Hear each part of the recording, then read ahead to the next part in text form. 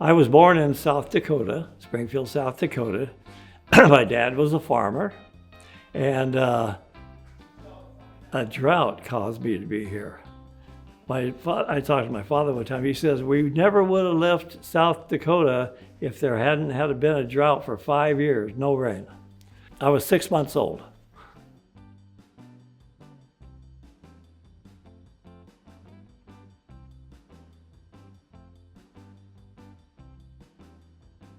One day he came down with a friend. He wanted to come down to Newport and do a little fishing off the pier. But anyway, he came down and he looked down, he saw the dories down there. And he mentioned to this other fellow that he was with, he said, that's what I want to do. I want to be a dory fisherman, because he loved to fish. When I was 10 years old, I started baiting his lines, which usually amounted to about 200 hooks per line. And it evolved into other fishermen's lines. And I usually had about 2, 3, or 4 lines to bait every day after school too. And we got 1/4 of a cent for every hook that we would bait. I got some scars right there while I was doing it. Anyway, it was $25 a month to live on that, and it was a penthouse. See, it was on top of the roof of this ice plant, of this laundry. And my mother, poor mother with 8 kids, her day was never ended. And my dad would get up at 5 o'clock in the morning or 4 o'clock in the morning to go fishing. And there was no TV at that time and very little radio. We had one heater. Everybody was crowded around that when the wintertime. So I grew up there on the beach.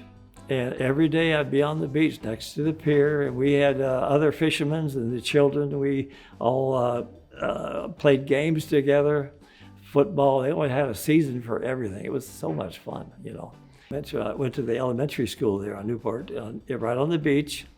And one thing I really remember about that was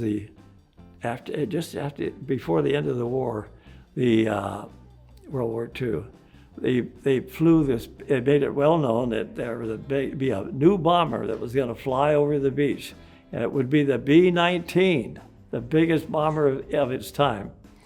And they never made it to action. They never went to war because it was a little bit late. But it was a monster flying right real low over the beach. Everybody was out there watching because we were aware they were coming. I wasn't the best student. I liked to work though. And I remember one time I baited enough lines that I could get into Disneyland, which was new at that time. And they charged me $5 to get in. And the rides were 25 cents.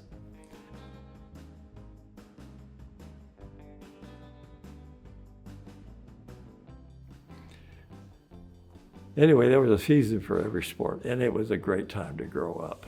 Somebody told me one time, you ought to go camping. We get to go out in the woods, or the desert. We have tents and we eat this barbecue stuff up there. I says, why would anybody want to go camping in the desert or anywhere else if you can live right here on the beach?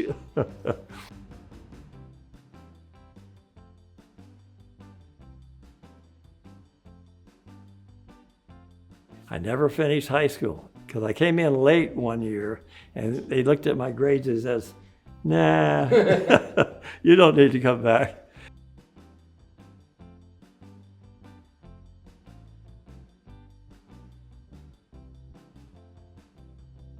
That was in 1974 and there still wasn't a whole lot going on in Newport. But anyway,